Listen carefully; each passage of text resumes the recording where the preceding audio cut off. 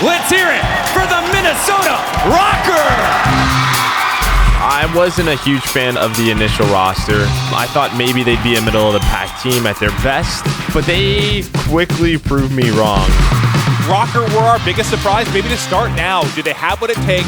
They had some wily veterans. They had some young talent players like Steve and Alex. They have just marched into the jaws of the Minnesota Røkkr. This is the Ragnarok, baby. This team wasn't stacked with all-stars. They had MajorManiak who was playing at a top 5 caliber, but that was about it. The other guys were role players. They showed that they were a top 4 team in the world. They got to a grand final. Go! Go! Go! Get in! They're able to get in! Everybody is into the point! 247! 247! It's madness! It's done! Røkkr! They do it! They do it! They do it! It's Røkkr with the win! From there, unfortunately, it was rocky. The Røkkr have been on very, very uneasy terms as a team for quite some time now. When we got to online, there's sort of a lot of question marks. It has been a struggle for these guys since the switch to online has been made. MajorManiak goes to the bench, which I think shocked a lot of people. He was one of the best players in the game, and then when you struggle like that, the team struggles. It's probably hard to deal with. It's gotten to a point where it's hard to actually see them fixing things. They bring in Exceed, they try to make something out of nothing, but what started out as a really strong year for Minnesota ends up being not so good. Not shocked to see they want to make a change going into 2021. So what does Minnesota do after their poor performance at CDL Champs? They blow the team up. Even myself thinking, well, they'll probably hang on to Alex or they'll hang on to MajorManiak, maybe some of their stars, and build off of that. But no. I think the community reaction to the new Minnesota roster was a bit mixed. People are like, oh, it's going to be a slow team. Who's going to be their star player? He could make this work. Accuracy! What a round!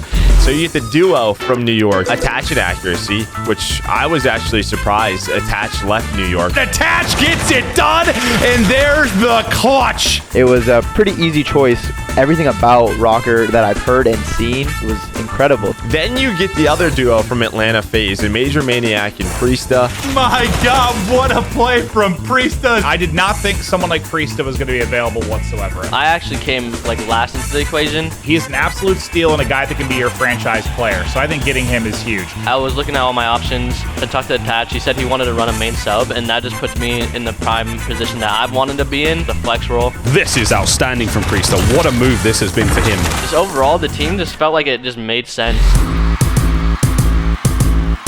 And MajorManiak, who over the last couple of years has been so good. That's a big one from MajorManiak! And I have no worries about his ability to flex. We saw him do it back in Black Ops 4. There's 1, 2, 3 for MajorManiak.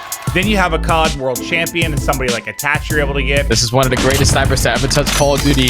Mr. Ice in his veins and accuracy. A lovely triple off the start for the Iceman. I really don't think it was, we're getting this duo and we're getting this duo and we're putting them together. I think it's just kind of how things worked out. Attach, though, somehow stays alive. Attach gets another one with the big play. This is the roster that really puts Attach back into stardom. And this is also a team with Accuracy as leader where these guys aren't going to make a lot of fundamental mistakes. Accuracy shuts them down, and there's the 100-point club. Most people on the roster are very underrated players. Accuracy, MajorManiak, Priestahh, all champions. I've teamed with Attach in the past, and he really impressed me. I did see him as like a slower sub player, but he was actually really fast in his last game. The playmaker's out of it, and the slide is a thing of beauty. The whole leader concept kind of like faded away from me over the past couple of years. If anyone on the team makes calls, as long as like we build that trust and we listen to each other, I don't think there's going to be one person making the calls more than others.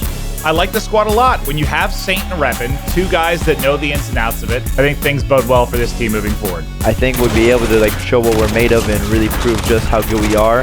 But Attach, he's going to keep getting these kills. Chance is not over yet. What excites me the most about this team is probably just how level-headed everyone is and how hard-working everyone is. I think that's just going to benefit us as a whole team. I would probably say they could be maybe top 4 team, but probably middle of the pack for myself. But it would not surprise me whatsoever if they make their way into the top 4 throughout next year. I think they have the pieces to be a really good team. Are they going to be winning a lot of home series?